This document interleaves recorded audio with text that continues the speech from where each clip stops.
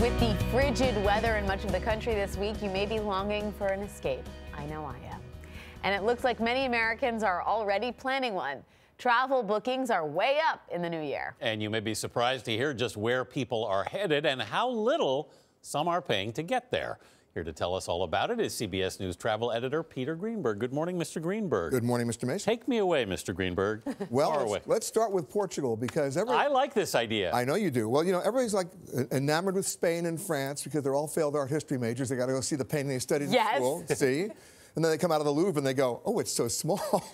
But bottom line is high standard of living, low cost of living in Portugal. Yes. It's really come back. It's no longer the kingdom of a dead empire. Imagine this.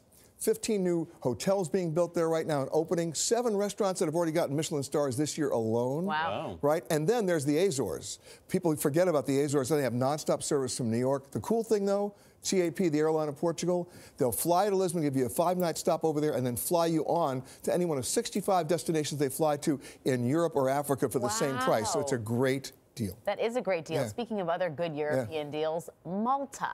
Yeah. You know what? You don't have to go to Italy. Go to Malta. It's only a 2-hour flight from Rome. That looks really nice. It is really nice. And this year, Valletta, the capital, has been named the UNESCO World Heritage City of Culture for 2018. So it's really coming alive.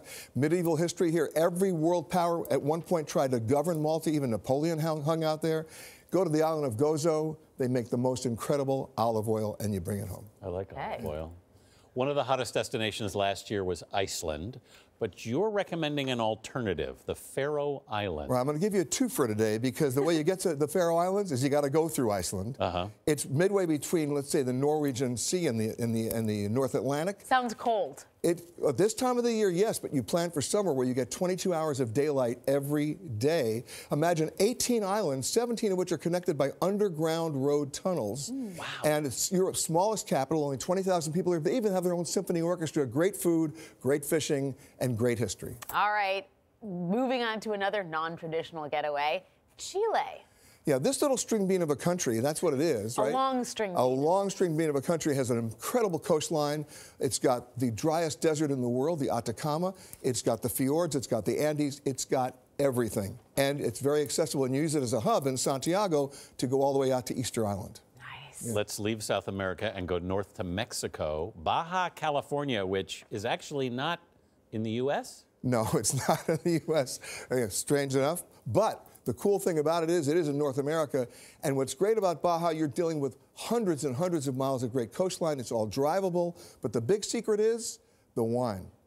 Their wine production is so cool, and the quality of their wine is so cool that, little known fact, 75% of their product is exported to France. What do the French know that you don't know? Take the wine tour, find out. I went to Baja, and I imbibed a lot of tequila, but I'll have to go back for the wine. Okay. Okay, Detroit, Michigan. Why is this on the list, Peter? Motor City is back. After decades of neglect, they've come back. They've restored all the buildings. They've restored all the parks. There's a great restaurant scene along the river. Yes, they've got a great baseball team, and I'm not going to talk about their football team. But they are really coming back in a big way. One last one, and this is one I have to say surprised me. York, Pennsylvania. It is. Great American history there from the Revolutionary War to the Civil War, and great food scene, great gallery scene. And if you take your kids and you ask them, where does food come from, and they tell you the store, take them to York, Pennsylvania, because it's the factory tour capital of the world. You get to see how things are actually made, from motorcycles to potato chips. York peppermint patty came from York? Most importantly. See, you had to say that, yes, but it's no longer made there. I'm sorry. Sad, but potato chips. Yes. You win some, you lose some. Exactly. Peter Greenberg, always good to see you. You got it. Thank you.